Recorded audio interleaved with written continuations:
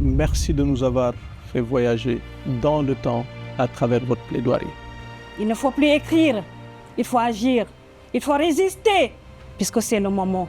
On a senti une véritable émotion. Bonsoir à tous. Elles sont désormais 4 à s'affronter pour cette demi-finale de Cap-Communicant, de concours d'oratoire. Les règles n'ont pas changé, mais l'enjeu est de taille cette fois-ci parce qu'il faut décrocher effectivement 2 tickets pour la finale. Et nous sommes toujours accompagnés de nos membres du jury. Abdou Fleur, bonsoir. Bonsoir Carline. Quel est votre ressenti avant d'aborder cette demi-finale? J'ai vu beaucoup d'énergie et cela en tout cas présage une demi-finale de qualité, une demi-finale à la hauteur des attentes. 4 femmes demi-finalistes, c'est un signe.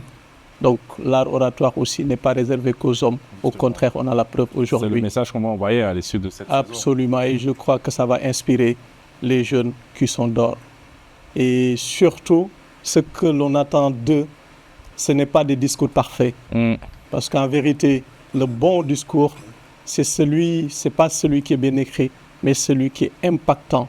Qu'est-ce que l'on retiendra après leur passage? Qu'est-ce que ceux qui sont d'or, les téléspectateurs, retiendront sur un sujet aussi éloquent que celui des relations France-Afrique? Justement, vous m'avez précédé, donc la thématique de cette demi-finale, c'est peut-on parler encore de la France-Afrique? Dr Benita Touré, pourquoi ce sujet? Pourquoi vous avez proposé ce sujet aux candidats? Déjà, c'est un sujet d'actualité. Et je pense qu'on a des meilleurs candidats pour en débat. Surtout des femmes pour parler de cette thématique. Moi, j'ai hâte de voir. Pour en débattre, puisque souvent, des sujets d'actu politique, qui ont de l'actualité politique, sont souvent abordés que par des hommes. Ouais. Et aujourd'hui, nous avons ce privilège-là d'avoir 4 femmes qui vont essayer de discuter, de montrer par leur qualité d'expression la relation actuelle entre la France et l'Afrique. Je pense que on attend à ce qu'il y ait des discours de qualité, puisque jusqu'ici la barre a été très haute. Très haute. Merci Dr Benita. Et pour débuter cette demi-finale, notre première candidate, c'est Boula Baldé. Comment vous allez, Boula? Bonsoir. Bonsoir. Je vous sens un peu anxieux par rapport à la manche éliminatoire.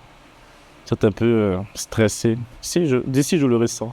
Un peu quand même. Mais c'est normal, c'est l'enjeu. C'est normal. Et le plus important, c'est quand on est un peu stressé, puis on résiste. Là, on est passionné, on a la force. Ça, je me reconnais là. Voilà. Donc, écoutez. On va pas tarder. Vous êtes prête? Je suis prête. On y va. Peut-on parler? Peut-on parler de la France-Afrique? 5 minutes, à vous l'antenne. La France-Afrique. Mesdames, messieurs, chers membres du jury, fermez vos yeux. Soufflez. Réfléchissez profondément, intensément. Vous pouvez ouvrir vos yeux, mais restez concentrés.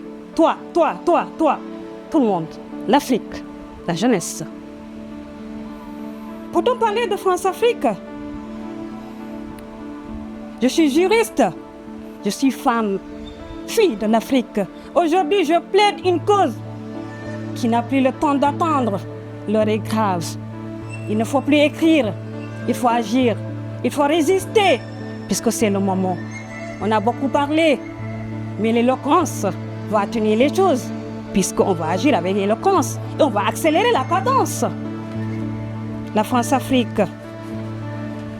À partir de cette plaidoirie, je vais essayer de vous faire comprendre dans quelle mesure la France-Afrique existe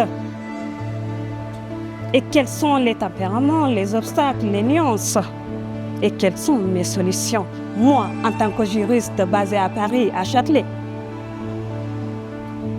La France-Afrique existe.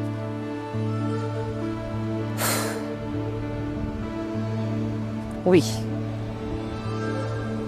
Oui. Parce que la souffrance ne meurt pas avec le silence. Les cicatrices ne partent pas avec le temps. Les choses vont changer. Imaginez une mère nourricière à genoux, le ventre riche, les bras ouverts. Mais à qui on a arraché les enfants? Les enfants partent, contraints de suivre un père qui ne les reconnaît qu'en surface. Cette mère, c'est l'Afrique. Ce père, c'est la France-Afrique. L'Afrique est riche de ce qu'elle possède. Et là, elle est pauvre de ce qu'on lui laisse. L'Afrique exporte ses ressources et importe la pauvreté. Voilà, en tant qu'Africaine, juriste basée à Paris, ayant fait mes études avec les mêmes articles qu'on trouve au Sénégal et en France, aujourd'hui je dois agir. La France-Afrique existe. Vous me suivez toujours? Concentrez-vous, c'est pas fini. Elle existe, oui. On a la monnaie, le CFA, cette monnaie qu'on aime tant, mais qui est garantie par le Trésor français. Les bases militaires qui sont encore en Afrique. Attention, il faut pas parler de ce sujet à Diomaye. Ce n'est pas le moment.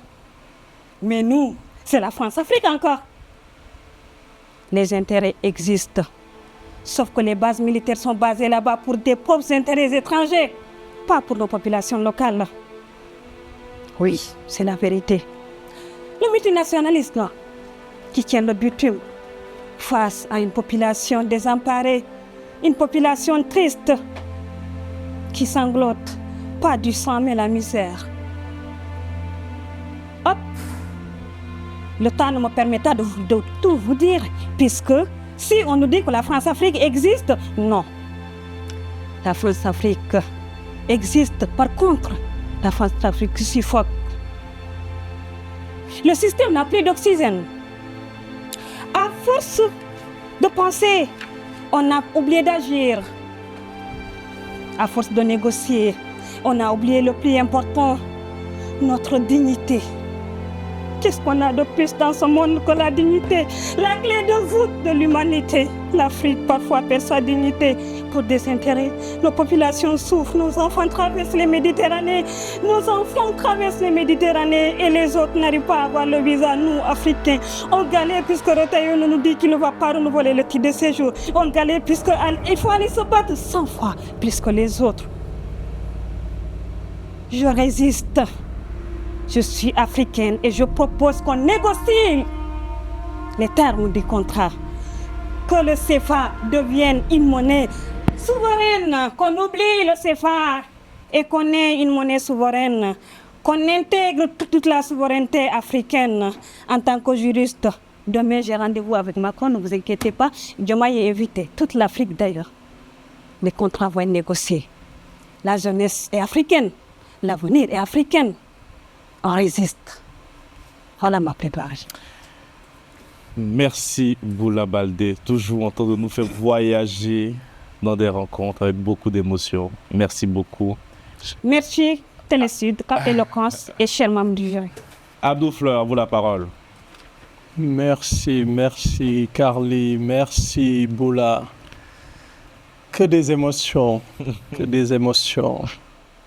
En tout cas, vous avez les talents d'une grande actrice. Merci de nous avoir fait voyager dans le temps à travers votre plaidoirie. D'abord sur la forme. J'ai particulièrement aimé votre singularité. Vous êtes différente et justement, vous l'avez montré très souvent. Les gens qui prennent la parole, je veux ressembler à Obama, je veux ressembler à tel. Oui, il faut s'inspirer d'eux, mais il faut cultiver sa singularité. Et je crois que vous êtes la seule à faire ce que vous avez fait tout à l'heure, et justement cette singularité. Cet aller-retour entre émotion, entre tristesse, entre indignation, ce qui nous a donné vraiment beaucoup d'émotions. Et je crois qu'un bon discours aussi, c'est un discours qui suscite de l'émotion, qui suscite de l'engagement. Et ce soir, vous l'avez fait. Quelques axes d'amélioration, mais avant Ceci, je viendrai d'abord sur le fond, mais qui rejoint un peu cet axe d'amélioration. Aussi, vous avez parlé de beaucoup de choses très intéressantes. Mais sur le fond, je m'attendais comme axe d'amélioration plus de références à l'histoire, ce qui a lié l'Afrique à la France, un peu l'évolution des rapports entre la France et l'Afrique, et surtout mettre en évidence cette nouvelle tendance, cette nouvelle dynamique, cette nouvelle prise de conscience de la jeunesse africaine qui tout simplement demande une chose simple, des rapports beaucoup plus équilibrés, vous l'avez dit, cette capacité à négocier par soi-même, mais en accentuant davantage sur vraiment cette demande, cette exigence de la jeunesse. Comme axe d'amélioration aussi sur la forme, le sourire. Je n'ai pas vu un sourire communicatif. Et vous avez pourtant un très beau sourire. Le regard, vous nous avez donné vos yeux, mais pas votre regard. Le regard, c'est celui qui crée aussi du lien. Tu nous as mis beaucoup d'émotions, mais pas avec le regard. Oui, la posture était bien droite, la gestuelle maîtrisée. En somme, ce sont les quelques remarques de fond et de forme. Sinon, pour conclure, c'est un excellent discours. C'est du Boula Baldé, hein? C'est du Boula Baldé. On n'a pas changé. Docteur Bénuté, vous avez 2 minutes quand je regarde mon retour. Merci Boula pour ce beau discours. S'il faut faire des remarques très rapidement sur la forme, on a senti une véritable émotion, même si c'était un peu trop. À un moment donné, on pensait que vous alliez peut-être pleurer. À chaque émission. Hein. Voilà. C'était un peu trop, c'était assez théâtral et c'est très bien, c'est une qualité pour captiver en fait son auditoire. Et aussi, dans votre discours, on a l'impression que vous incarnez en fait un personnage, c'est-à-dire un personnage qui en a vraiment marre de la relation France-Africaine et surtout sur le fait qu'on a l'impression que les Africains ne sont jamais compris, malgré même l'indignation populaire, et vous l'avez souligné en disant que jusqu'à aujourd'hui, il y a encore des bases militaires, par exemple, qui demeurent encore en Afrique. Vous avez pris l'exemple du Sénégal. Alors, les militaires se sont retirés du Sénégal, il faut préciser. Hein. À ce stade, on a reçu des émissions. Et c'est pour ça que j'ai dit, faites attention, il ne faut pas que Dieu m'entende. Voilà. Et aussi, il y a un point historique aussi que vous avez abordé, notamment le franc CFA, qui aujourd'hui, vous savez, est considéré comme, en quelque sorte, le nœud gordien en fait, de cette relation France-Afrique. Donc, de toute façon, la synthèse, c'est qu'il faut un divorce, mais il faut le préparer, ne pas aller brutalement. Mais c'est qu'avec cette jeunesse connectée aujourd'hui, la jeunesse a compris, elle est intellectuelle. Donc, vous voyez. Justement, et c'est sur ce point que vous aurez dû notamment vous appuyer, parce qu'aujourd'hui, il y a une véritable indignation populaire. Et j'ai aimé, surtout vers la fin, vous avez fait une proposition, la transformation notamment de cette relation, d'aller vers un partenariat plus équilibré, gagnant-gagnant, puisqu'on le sait. Et vous avez aussi mis l'accent sur les multinationales françaises, qui notamment, en quelque sorte, dévorent un peu les ressources africaines. Et donc les Africains n'en bénéficient pas finalement. Donc j'ai pensé dans l'ensemble, c'était un discours assez cohérent, très imagé, puisque vous incarnez un personnage, etc. Prendre même l'exemple de nos enfants, les enfants de l'Afrique qui traversent la Méditerranée pour aller chercher une meilleure vie en Europe, alors qu'on a tout chez nous. Donc ça c'est un des points que, à mon sens, vous aurez dû aussi vraiment développer pour montrer les failles de la relation France-Afrique. On a un peu débordé sur le temps, mais merci à vous. Merci parce qu'on a eu une intro un peu plus longue. Merci beaucoup, Boula. Est-ce que vous êtes heureuse, sereine? C'est quoi votre sentiment là aujourd'hui quand on finit l'émission? Je suis tout simplement fière d'être. Est-ce que vous vous sentez finaliste? En fait, dans ma vie, je suis toujours finaliste. Ah, j'aime ça. Ça, voilà. Je vous aime beaucoup. Voilà. Merci, Boula. Merci beaucoup. Merci. la suite dans le prochain épisode. À tout à l'heure. On peut en parler, mais comme on parle d'un ex qu'on n'a jamais vraiment quitté, je sais que vous savez de quoi je parle. Votre voix, vous en avez fait un instrument. Et je crois qu'aussi c'est ça la qualité d'un orateur. On a finalement compris que vous alliez nous livrer un discours assez révolutionnaire.